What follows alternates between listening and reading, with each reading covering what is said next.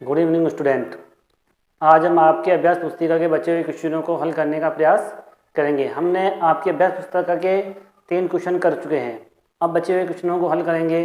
तो आइए हम आपके बचे हुए क्वेश्चनों को आगे से हल करते चलते हैं। तो आपका अगला क्वेश्चन है निम्नलिखित की उदाहरण सहित व्याख्या करें। संतृप्त विलयन, शुद्ध पदार्थ, कोलाइड और निलंबन। तो संतृप्त विलयन की परिभाषा मैंने लिख दी है कि एक विलयन में हम उतना ही विलय घोल सकते हैं जितनी की उसकी क्षमता होती है। उसके बाद हम उसके अंदर विलय नहीं घुलता तो वह विलयन संतृप्त हो जाता है, तो हम उसे संतृप्त विलयन कहते हैं। उसके बाद में शुद्ध पदार्थ, यानी जो एक ही तत्वों से मिलकर बनते हैं उन्हें हम शुद्ध पदार्थ कहते हैं। उसके बाद है बस कोलाइड और निलंबन। क्योंकि कोलाइड और निलंबन आपके सिलेबस में नहीं है इसलिए मैं आपको यह नहीं बताऊंगा। तो शुद्ध पदार्थ की मैं आपको बता चुका हूं कि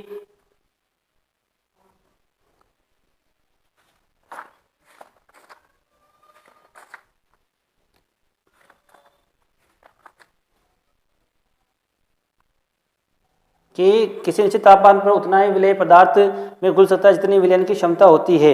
यानी कि निश्चित तापमान पर यदि विलयन में विलय पदार्थ की नहीं घुलता है तो संतृप्त विलयन कहते हैं। यानी कि एक विलयन में उतना ही विलय घुल सकता है जितने की विलयन की क्षमता होती है। उसके बाद विलय विलयन में नहीं घुलता है तो हम उसे संतृप्त विलयन कहते हैं। शुद्ध पदार्थ यानी कि जब एक ही तत्व से जो पदार्थ एक ही तत्व से मिलकर बने होते हैं उन्हें हम शुद्ध पदार्थ कहते हैं।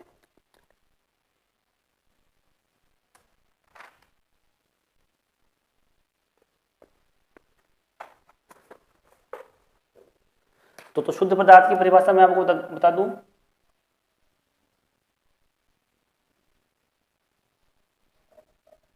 शुद्ध पदार्थ वह पदार्थ जिसमें केवल एक ही प्रकार के अणु या परमाणु होते हैं शुद्ध पदार्थ कहलाते हैं।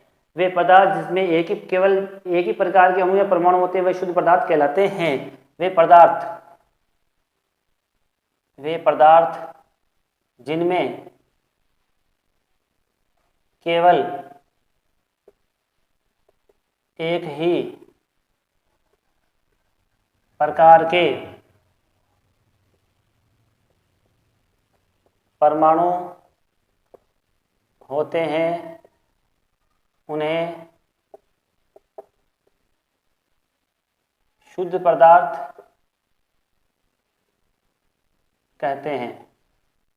जैसे लोहा ले लो, आप कोई सा भी उदाहरण ले लो, लोहा ले लो, ऑक्सीजन ले लो, जिसमें केवल हम एक ही प्रकार के परमाणु होते हैं वह शुद्ध पदार्थ कहलाते हैं।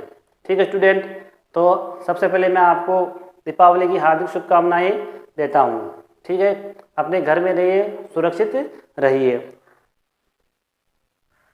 लोहा हो गया, सोना हो गया, चांदी हो गया, सोना, चांदी इत्यादि। अब आपकी किताब का अगला क्वेश्चन है, हालांकि ये आपके सिलेबस में नहीं है। निम्नलिखित में से प्रत्येक को समांगी और विषमांगी मिश्रणों में वर्गीकृत करें। यानी कि कौन कौन से समांगी है और कौन कौन से विषमांगी है हमें इसमें छांटना पड़ेगा। तो चलिए आपको मैं बता देता हूँ कैसे करेंगे इसको हम। ये हो गया आपके शुद्ध पदार्थ की परिभाषा हो गई थी। उसके बाद ये आपके उत्तर नंबर 5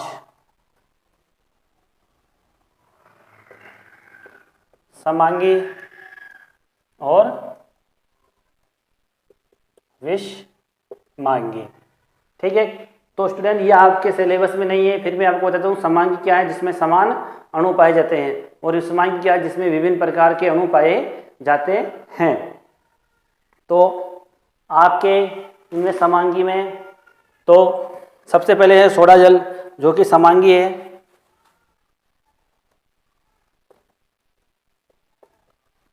उसके बाद है आपके पास लकड़ी जो कि विषमांगी है।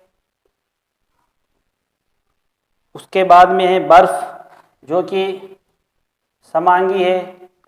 उसके बाद में है वायु जो कि समांगी है। उसके बाद में है मिट्टी जो कि विषमांगी है क्योंकि इसमें विभिन्न प्रकार के तत्व पाए जाते हैं, पदार्थ पाए जाते हैं। उसके बाद में सिरका है समांगी, और उसके बाद में है चाय, छनी हुई चाय की पत्ती, छनी हुई चाय। तो ये आपके समांगी हो गया। सोडा जल, बर्फ, वायु, सिरका और छनी हुई चाय समांगी में, लकड़ी और मिट्टी विषमांगी के अंदर आते हैं।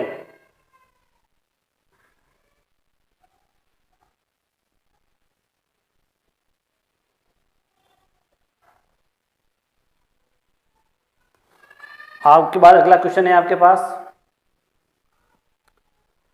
तो स्टूडेंट उसके बाद आपके पास अगला क्वेश्चन है कि आप किस प्रकार पुष्टि करोगे कि दिया हुआ रंगीन द्रव शुद्ध जल है। हमें सिद्ध करना पड़ेगा कि भाई हमें जो पदार्थ दिया हुआ है या हमें जो चीज़ भी दी हुई है शुद्ध है या शुद्ध जल है कि नहीं है। तो सबसे पहले मैं आपको बता दूं कि आप जैसे वो चीज़ शुद्ध जल है कि नहीं है, तो हमें सबसे पहले उसको उबालना पड़ेगा।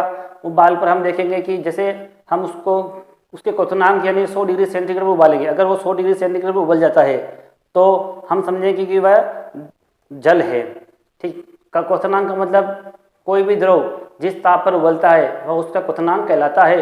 तो हमें पता है कि जल 100 डिग्री सेंटीग्रेड तापमान पर उबलता है, तो हम उसको सबसे पहले उबाल कर देखेंगे कि वह 100 डिग्री सेंटीग्रेड तापमान उबल रहा है क्या।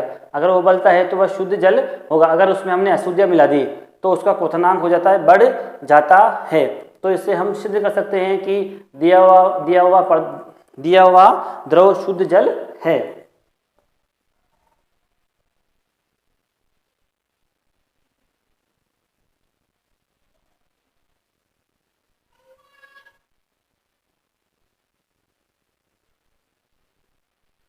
तो मैं आपको बता देता हूं कैसे लिखेंगे इसको।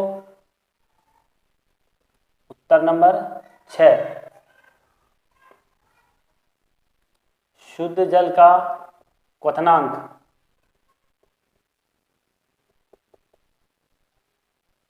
शुद्ध जल का क्वथनांक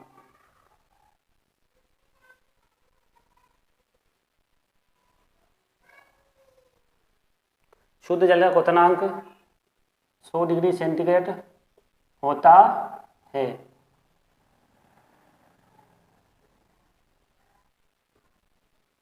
अशुद्धियाँ मिला देने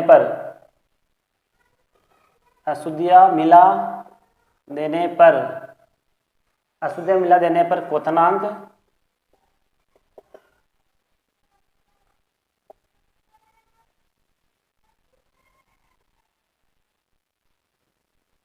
बढ़ जाता है।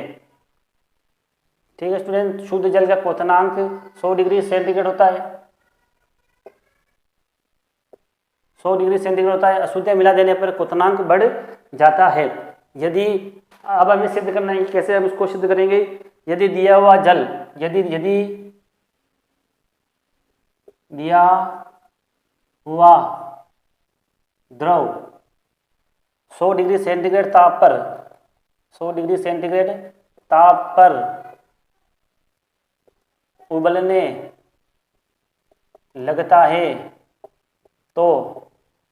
उबलने लगता है तो यह शुद्ध जल है। तो यह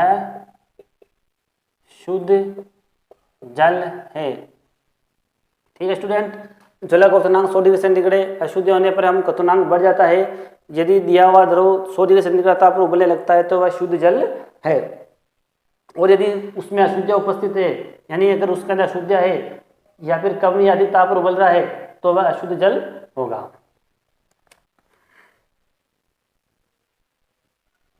ठीक है, तो आगे क्वेश्चन है, निम्नलिखित में से कौन सी वस्तुएं शुद्ध पदार्थ है। अब हमें उन वस्तुओं के नाम लिखने हैं जो शुद्ध पदार्थ है। तो ये आपका उत्तर नंबर 7, हमें शुद्ध पदार्थ छांटने हैं कि कौन कौन से शुद्ध पदार्थ है। तो ये मैंने यहाँ लिख दिया शुद्ध पदार्थ। तो आइए स्टूडेंट हम छांटते हैं कि शुद्ध पदार्थ कौन कौन से हैं। जैसे बर्फ शुद्ध है, बर्फ पानी से बना हुआ है और पानी शुद्ध है तो बर्फ शुद्ध हो गया। उसके बाद में दूध अशुद्ध होगा उसके अंदर, क्योंकि इसके अंदर विटामिन, प्रोटीन्स, मिनरल्स, बहुत सारी चीज़ें मिली हुई होती है, तो वह शुद्ध नहीं है। शुद्ध मैंने बता दिया कि जिसमें केवल एक ही प्रकार के अणु या परमाणु पाए जाते हो। उसके बाद में लोहा, उसके बाद में आपके पास है हाइड्रोक्लोरिक अम्ल,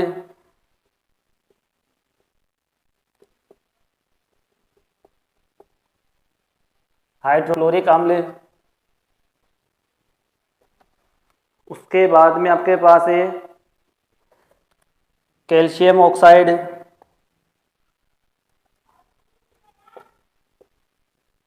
कैल्शियम ऑक्साइड।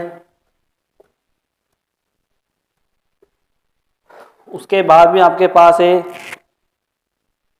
पारा,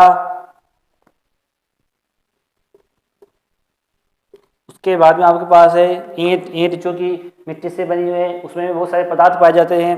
लकड़ी, लकड़ी भी शुद्ध पदार्थ नहीं है, और वायु, वायु में भी शुद्ध पदार्थ नहीं है। तो हमने देखा स्टूडेंट कि कौन कौन से शुद्ध पदार्थ है, बर्फ, लोहा, हाइड्रोक्लोरिक अम्ल, कैल्शियम ऑक्साइड और पारा, ये सभी शुद्ध पदार्थ हैं।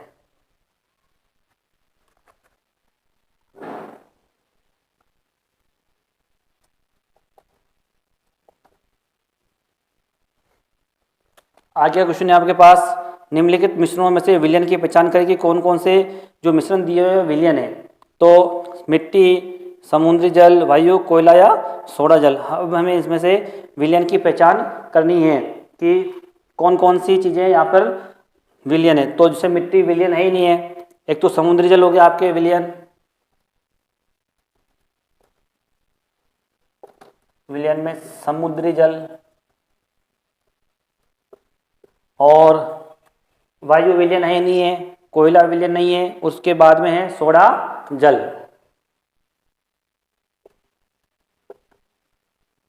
तो ये दो चीजें आपके पास विलयन है। उसके बाद अगला क्वेश्चन है आपके पास, निम्नलिखित में से कौन टिंडल प्रभाव को दर्शाएंगे। तो ये आपके सिलेबस में नहीं है टिंडल प्रभाव, इसलिए ये मैं नहीं करूंगा। उसके बाद में निम्नलिखित को तत्वों, यौगिकों और मिश्रण में वर्गीकृत कीजिए। तो अब इनमें से छांटना है कि कौन कौन से तत्व है, यौगिक और मिश्रण है।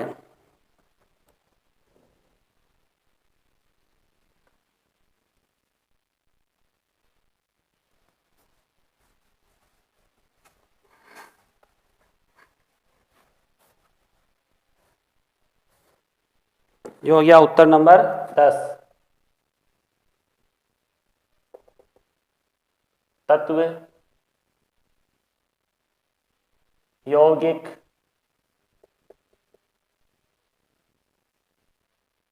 और मिश्रण।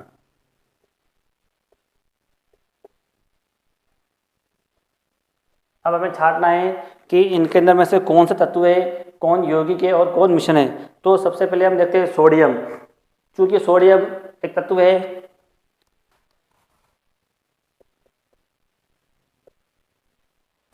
उसके बाद में मिट्टी, मिट्टी जो कि मिश्रण है, मिट्टी,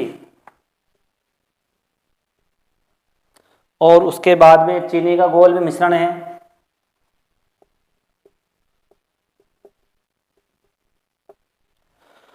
उसके बाद में चांदी जो कि तत्व है,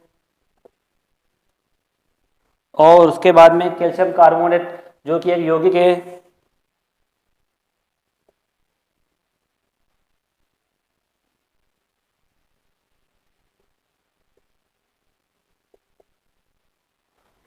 और टिन जो कि एक तत्व है,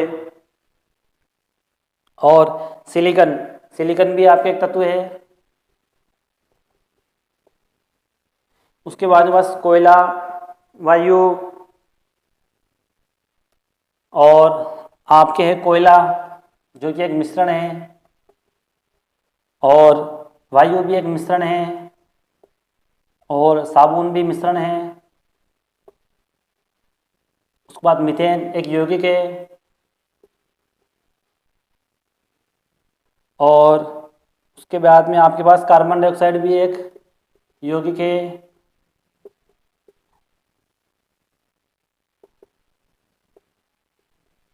ऑक्साइड और रक्त एक मिश्रण है। रक्त एक मिश्रण है क्योंकि आपने पता है कि इसमें WBC RBC बहुत सारी कणिकाएं पाई जाती है, तो यह भी एक प्रकार का मिश्रण है।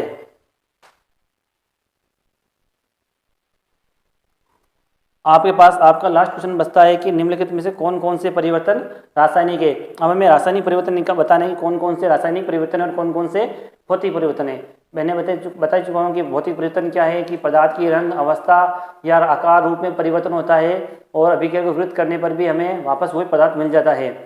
यानी कि भौतिक परिवर्तन में कोई नया पदार्थ नहीं बनता है, जबकि रासायनिक परिवर्तन के अंदर हम नया पदार्थ मिलता है और उसके जो गुणधर्म होंगे वो अपने उस पदार्थ से भी बिल्कुल अलग होंगे।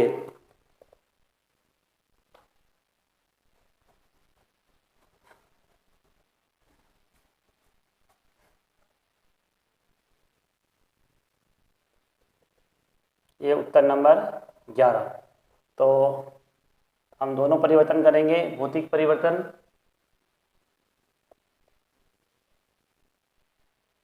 एक हो जाएगा रासायनिक परिवर्तन।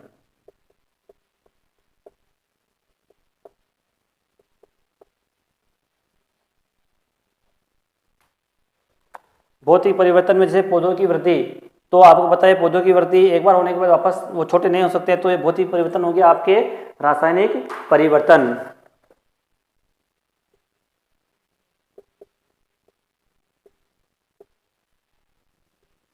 पौधों की वृद्धि, उसके बाद में लोहे पर जंग लगना, यह भी रासायनिक परिवर्तन है।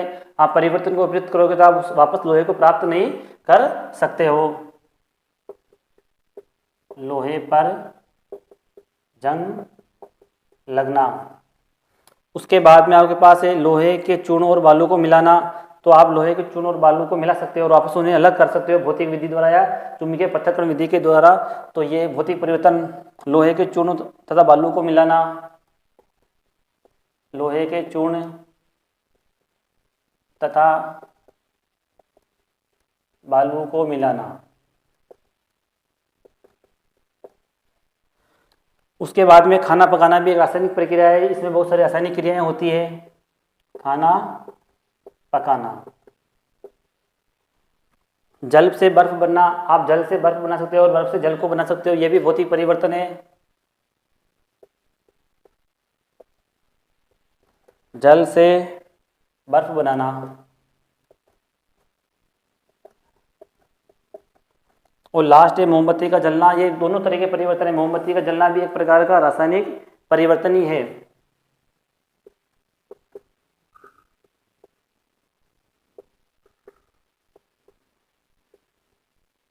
ठीक है स्टूडेंट, तो ये था आपके पाठ्य पुस्तक के अभ्यास क्वेश्चनों को मैंने सारे क्वेश्चन हल करा दिए हैं। आप अपने इसको कॉपी में उतार लीजिएगा और जो नहीं कराया है वो आपके सिलेबस के अंदर नहीं है। फिर लास्ट बार हैप्पी दिवाली, घर पे रहिए और सुरक्षित रहिए। Thank you.